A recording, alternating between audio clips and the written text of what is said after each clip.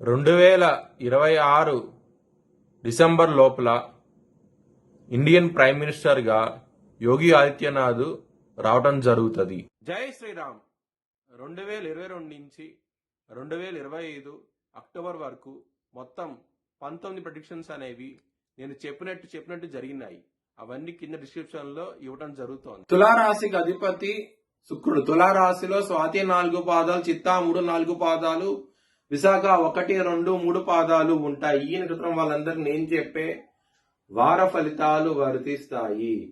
ఈ వారంలో తులారాశి వారికి 9వ స్థానంలో గురు భగవానుడు బాగున్నారు, 6వ స్థానంలో శని భగవానుడు బాగున్నాడు, 4వ స్థానంలో సూర్యుడు, శుక్రుడు, బుధుడు బాగున్నారు. 5 గ్రహాలు బాగున్నాయి. కాబట్టి మీరు కనుక బ్రాహ్మణుడికి అన్నదానం చేస్తే గనక చాలా మంచి ఫలితాలు ఉంటాయి. హనుమాన్ టెంపుల్ కి వెళ్ళండి, ఇంకా మంచి ఫలితాలు చూస్తారు. 6వ స్థానంలో శని భగవాన్ ఉన్నారు కాబట్టి హనుమంతు గుడికి వెళ్తే గనక శత్రువుల నుంచి విజయం సాధిస్తారు. ఆదివారం రోజున, సోమవారం రోజున ముఖ్యమైన పనులు స్టార్ట్ చేస్తే కనుక ఖచ్చితంగా విజయం సాధిస్తారు.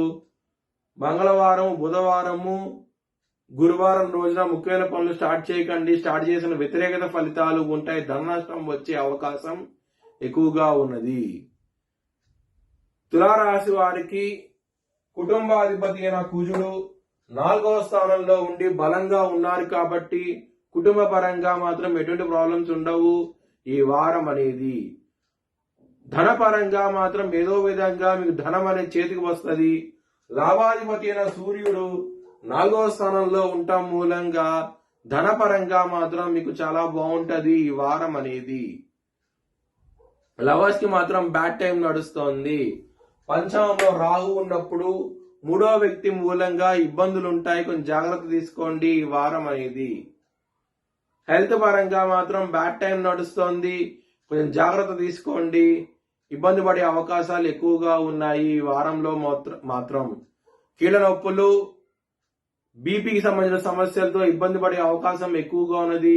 విష్ణు సహస్రం పారాయణం చేయండి, మంచి ఫలితాలు చూస్తారు. శత్రువులు అధికంగా ఉంటారు ఈ వారం అనేది.